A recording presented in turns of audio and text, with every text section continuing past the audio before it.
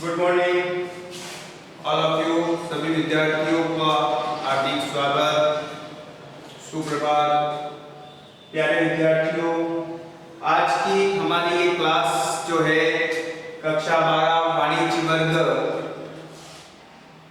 विषय व्यवसाय अध्ययन की यूनिट 3 की बात हम आज करने जा रहे हैं। सनराइज शिक्षण संस्थान के द्वारा प्रायोजित ऑनलाइन कक्षाएं जो कि कोविड-19 की महामारी के तहत विद्यार्थियों को नियमित अध्ययन से जोड़ने के लिए संचालित की जा रही है। उसी सनराइज शिक्षण संस्थान के माध्यम से आज की हमारी एक जो कक्षा है वाणिज्य वर्ग कक्षा 12 व्यवसाय अध्ययन की तीसरी इकाई को लेकर के मैं उपस्थित हूं आपके समक्ष।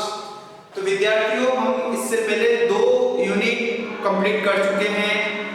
सबसे पहले जो पहली यूनिट थी, पहली इकाई थी प्रबंध की अवधारणाएं, कार्य, ठीक है, उनको लेकर के। दूसरी जो यूनिट थी वो थी अभिप्रेरणा और नेतृत्व को लेकर के। और आज हम जो तीसरी यूनिट की बात करने जा रहे हैं, यूनिट 3 बोर्ड एग्जाम की दृष्टि से 8 नंबर की यूनिट है और 3 चैप्टर इसके अंदर आपके हैं। चैप्टर नंबर 6, 7 और 8 क्रमशः विपणन, विक्रय संवर्धन और विज्ञापन। इन तीनों को मिलाकर के 8 नंबर के प्रश्न आपके बोर्ड एग्जाम के अंदर इस यूनिट से पूछे जाते हैं। तो स्वाभाविक है यहाँ पर सभी प्रकार के प्रश्नों का समावेश हो सकता है। छोटे प्रश्न भी हो सकते हैं, बड़े प्रश्न भी हो सकते हैं, ठीक है। तो यहाँ पर ये तीनों ही चैप्टर हमारे लिए बहुत इंपॉर्टेंट है, क्योंकि यहाँ से छोटे प्रश्न बिल्कुल तथ्यात्मक छोटे जो प्रश्न हैं वहां से पूछे जाएंगे। और अक्सर नंबर जो हमारे कटते हैं वो छोटे प्रश्नों में बिल्कुल आपके नंबर कट जाते हैं। आपका सही तो सही, गलत तो गलत। तो विद्यार्थियों बिल्कुल अच्छे ध्यान से इस तीनों ही चैप्टर को आप अध्ययन करेंगे और इंटरेस्टिंग चैप्टर है, ठीक है। तो आज उसी क्रम में बात करने वाले हैं। सबसे पहले विपणन, ठीक है। तो विपणन चैप्टर लेकर के मैं आपके समक्ष हूं और उसके अंदर हमको क्या क्या पढ़ना है मैं आपको पहले बता देता हूं। तो विपणन का अर्थ, परिभाषा, कार्य प्रक्रिया और महत्व।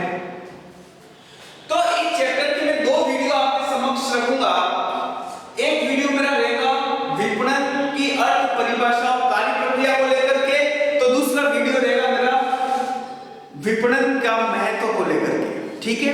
विपणन अध्ययन की दृष्टि से विपणन के बहुत सारे महत्व होते हैं, इसलिए हमने उसको अध्ययन की दृष्टि से 4 अलग-अलग भागों में डिवाइड किए हैं। तो उसको समझाने के लिए एक पूरा वीडियो जो मैं आपके समक्ष लेकर के आऊंगा वो सिर्फ महत्व, विपणन के महत्व को लेकर के आऊंगा।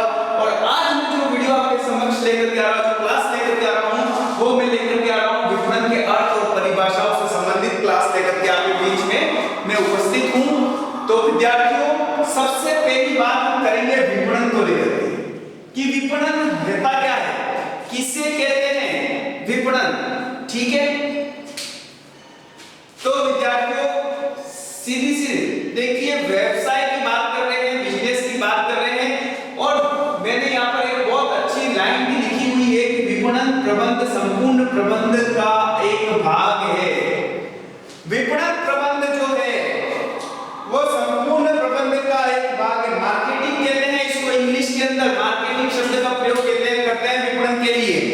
मार्केटिंग बाजार का शोध करना, बाजार का पता लगाना, बाजार की परिस्थितियों को जानना और उसके अनुसार वस्तु और सेवाओं का उत्पादन करना और वस्तु और सेवाओं को उत्पादन स्थल से उपभोक्ता तक पहुंचाना और उसके बाद उपभोक्ताओं की ग्राहक समर्थन सेवाओं को स्थापित करना।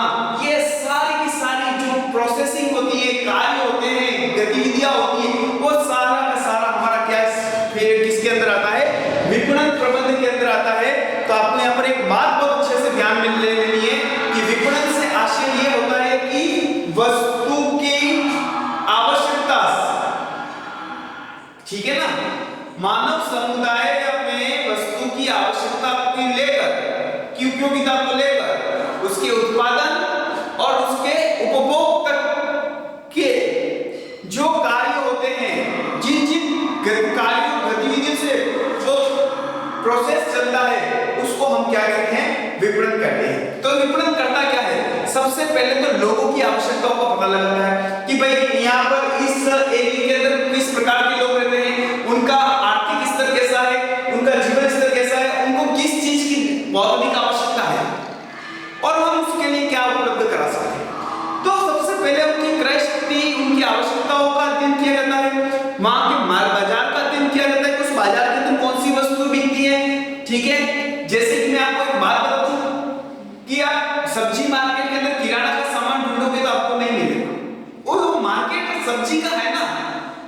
ठीक है, इलेक्ट्रॉनिक मार्केट के अंदर आप कपड़े की दुकान ढूंढेंगे तो पॉसिबल नहीं है, नहीं मिल सकती आप। तो उस मार्केट के अंदर वो जो मार्केट है, वहां पर व्यक्ति जो ग्राहक एंट्री करता है तो उसके दिमाग के अंदर क्या सोच लेके आता है। आप भी जैसे आपको टीवी खरीदना, आपके कपड़े के मार्केट में जाएंगे नहीं जाएंगे, स्वाभाविक है, जहां इलेक्ट्रॉनिक शॉप होगी वहां पे जाएंगे, सिंपल सी बात है ना। ठीक है, मुझे कपड़े खरीदने हैं, जहां कपड़े की दुकान है वहां जाऊंगा, उस बाजार के अंदर जाऊंगा।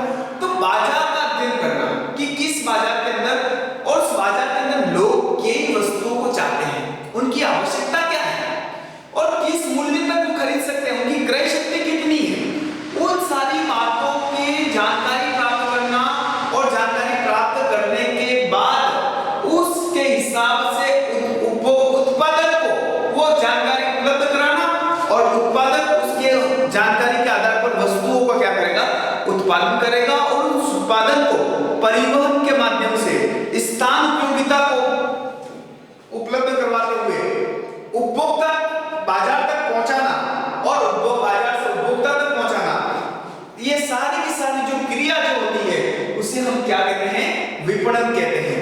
तो प्रिय विद्यार्थियों, आपको यहाँ पर मैं आशा करता हूँ कि विपणन का अर्थ बहुत अच्छे समझ में आ गया होगा कि विपणन होता क्या है, मार्केटिंग होती क्या है। ठीक है, बहुत बृहद क्षेत्र है, ठीक है ना, व्यापक क्षेत्र, व्यापकता लिए हुए है।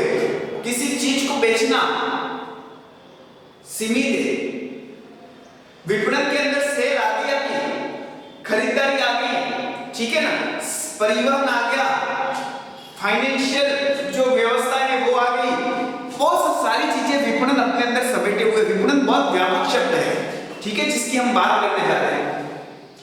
तो विपणन से क्या आशय, अर्थ के रूप में अगर हम देखें तो विपणन प्रबंध से अभिप्राय उन क्रियाओं के नियोजन, संगठन, निर्देशन, नियंत्रण, समन्वय से है। उन क्रियाओं, कौन सी क्रियाओं के, जो उत्पादक एवं उपभोक्ता के बीच, उत्पादक वस्तु बनाने वाला और उपभोक्ता वस्तु का उपयोग करने वाला के बीच वस्तु एवं सेवाओं के विनिमय को सरल करता है। मतलब उत्पादक ने कोई वस्तु, मैंने इस पेन की वैल्यू कब होगी, अगर मैंने इस पेन का निर्माण किया, ठीक है, जस्ट फॉर एक उदाहरण देखिए, इस पेन को मैंने बनाया तो इस पेन को बनाने से मेरा काम हो जाएगा क्या, नहीं। ये पेन बनाया क्यों है, वो बेचने के लिए, और इसको खरीदेगा कौन, जिसकी आवश्यकता होगी।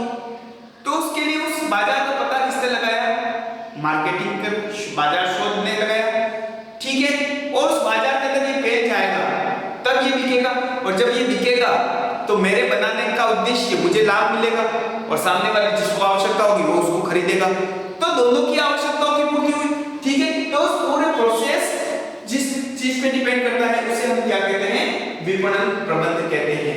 तो अच्छे से आपको विपणन प्रबंध समझ में आ गया होगा। विपणन प्रबंध जो होता है वो बाजार में विपणन से इच्छित परिणाम प्राप्त करने पर केंद्रित रहता है। विपणन प्रबंध जो होता है वो बाजार से इच्छित विपणन परिणाम प्राप्त करने पर केंद्रित रहता है, ठीक है ना। क्यों किया जाता है विपणन प्रबंध, बाजार से इच्छित, अपनी इच्छा अनुसार विपणन परिणाम प्राप्त करना, अपनी इच्छा अनुसार। मैं जैसे कि कोई कंपनी की प्रोडक्ट बना रहा हूं, जैसे कि अपन LG की टीवी बना रहे हैं, ठीक है, अपना काम है एलजी प्रोडक्ट, एलजी का प्रोडक्ट है, अपनी कंपनी का नाम है एलजी की टीवी बना रहे हैं, हम क्या चाहेंगे कि मार्केट के अंदर मैं ही हूं, मेरा प्रोडक्ट सबसे ज्यादा बिके, ठीक है ना?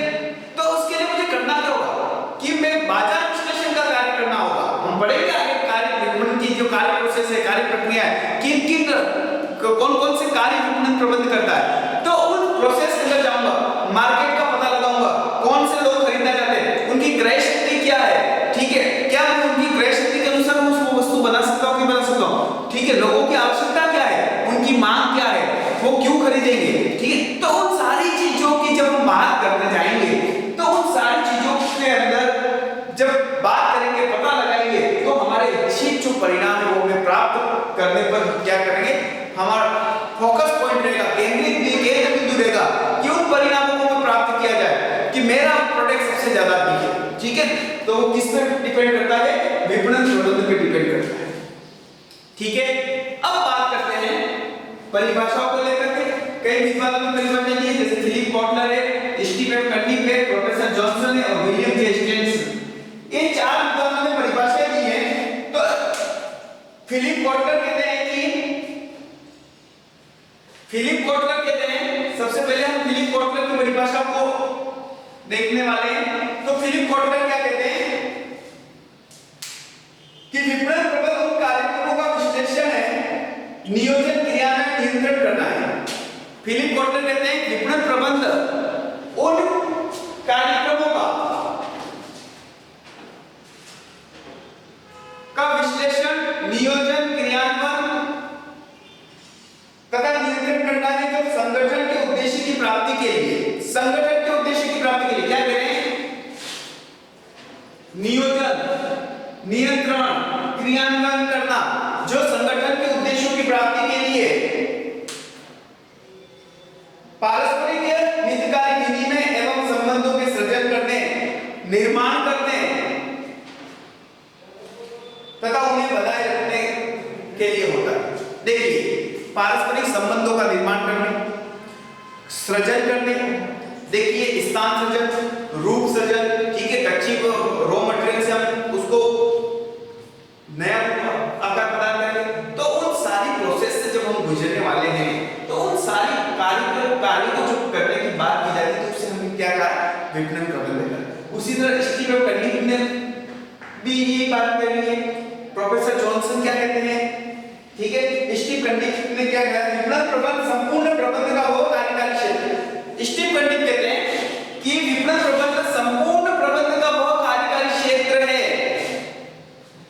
जो उपक्रम के विपणन उद्देश्य की प्राप्ति हेतु, उपक्रम के जो हमारा उपक्रम है उसके विपणन उद्देश्यों की प्राप्ति हेतु उद्देश्यपूर्ण क्रियाओं के संचालन से संबंधित। मतलब देखिए, किसी उपक्रम, किसी फैक्ट्री, कोई संस्थान जो प्रोडक्शन करता है, उसके उद्देश्य क्या होते हैं, सबसे ज्यादा प्रोडक्ट मेरा बिके, मेरा फेक हो, विश्वास हो लोगों के अंदर, लोग मेरे प्रोडक्ट को सबसे ज्यादा पसंद करें, ठीक है, उनकी क्रय शक्ति के अनुसार हो, सस्ता हो, टिकाऊ हो, सुंदर हो, उपयोगी हो, लोगों को ज्यादा से ज्यादा उपयोग में आए और पसंद करें। तो उन उद्देश्यों की पूर्ति के लिए जब जो क्रियाएं की जाती हैं, ठीक है ना, विपणन द्वारा, तो वही विपणन प्रबंधन कहलाता है। ये कहा है, ठीक है।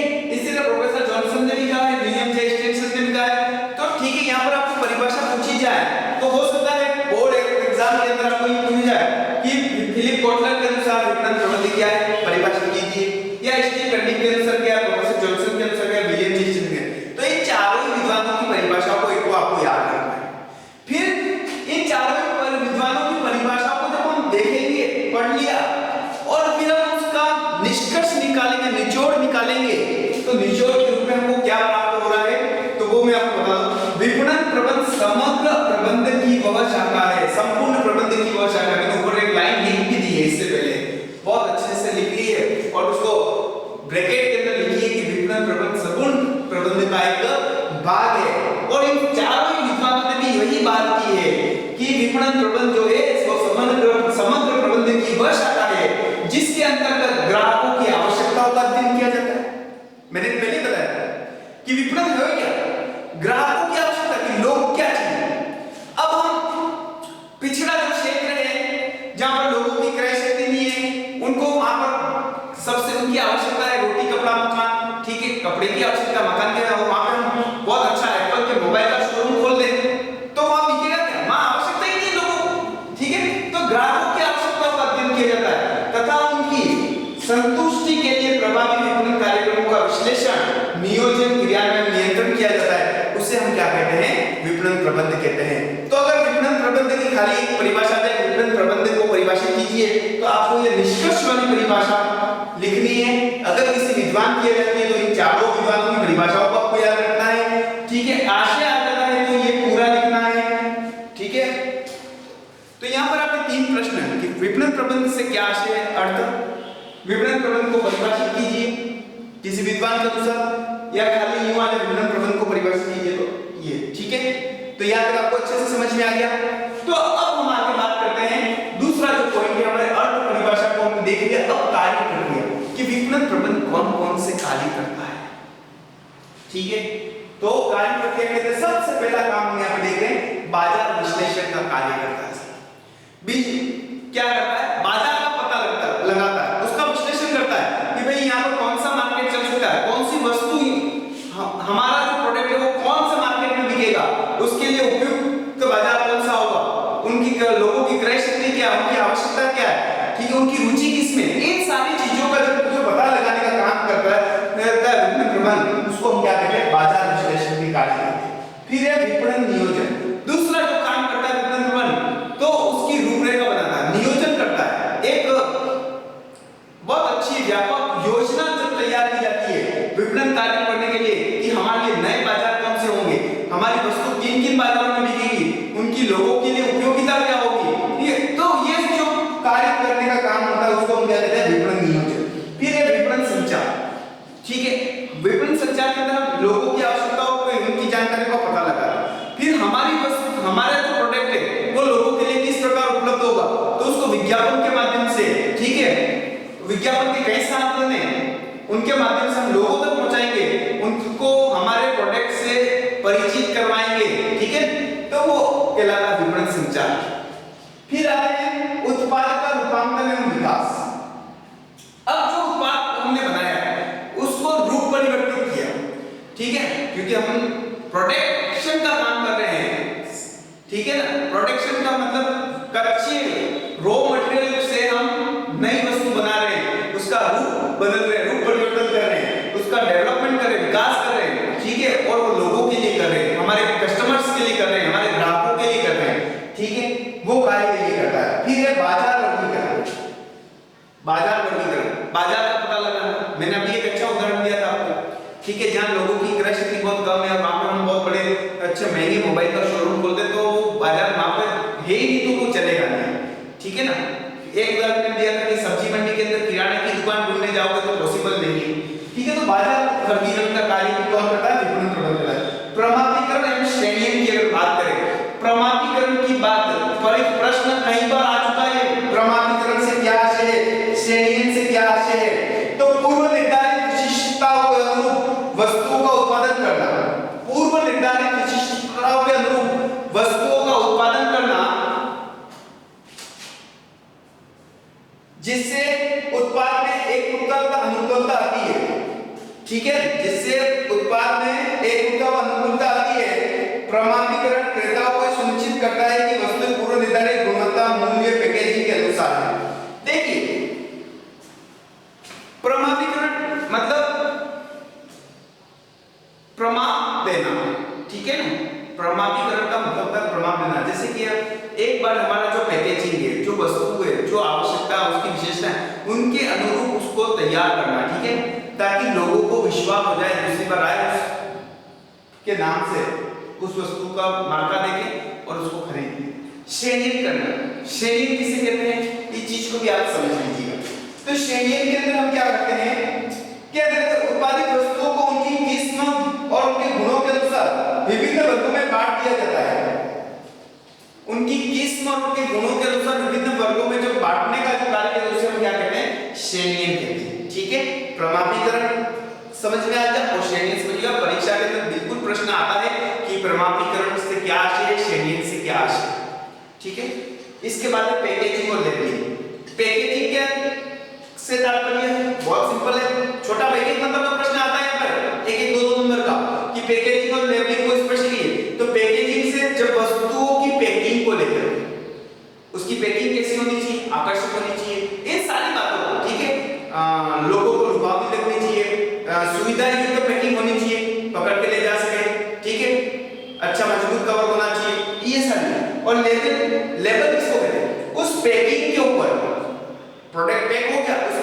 लेबल लगता है नाम का, उस लेबलिंग वो भी आकर्षक होना चाहिए, ठीक है, लोगों के को बिल्कुल पहचान वाला होना चाहिए। एक बार जब लेबल लगेगा तो व्यक्ति उसको दूसरी बार वो खरीदना है तो उस लेबल को देखकर, उस पैकिंग को देखकर कि ये वस्तु चाहिए, ठीक है ना, तो उसको पहचान लें। फिर है ब्रांडिंग, ब्रांड, ठीक है, तो जो ब्रांड किसको कहते हैं, जो वस्तुएं बिल्कुल अच्छी होती हैं, ठीक है, विश्वासशील होती है। किसी उत्पाद की सफलता में सही ब्रांड नाम का चयन महत्वपूर्ण भूमिका निभाता है।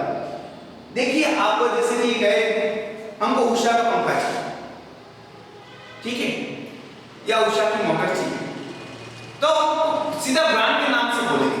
हमको एलजी के टीवी चाहिए, पैनासोनिक का टीवी चाहिए, ठीक है, तो हम सीधा ब्रांड के नाम से बोलेंगे, हमको वो वाली वस्तु दो, उस कंपनी की वस्तु दो।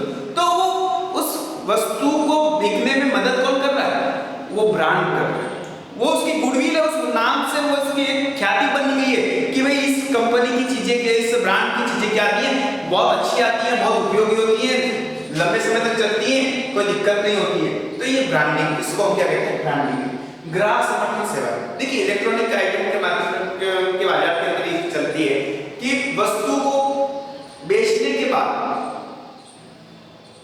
2 साल की वारंटी, 2 साल की गारंटी, ठीक है, रिपेयर कर देंगे।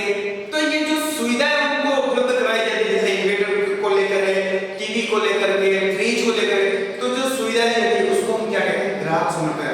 मतलब वस्तु के विक्रय के बाद जो हम ग्राहकों को सुविधा देते हैं, ठीक है ना, कोई दिक्कत आती है तो उसको हम ग्राहक समर्थन सेवाएं कहते हैं। फिर उत्पाद का मूल्य, सबसे इंपॉर्टेंट पॉइंट है उत्पाद का मूल्य निर्धारण, ठीक है।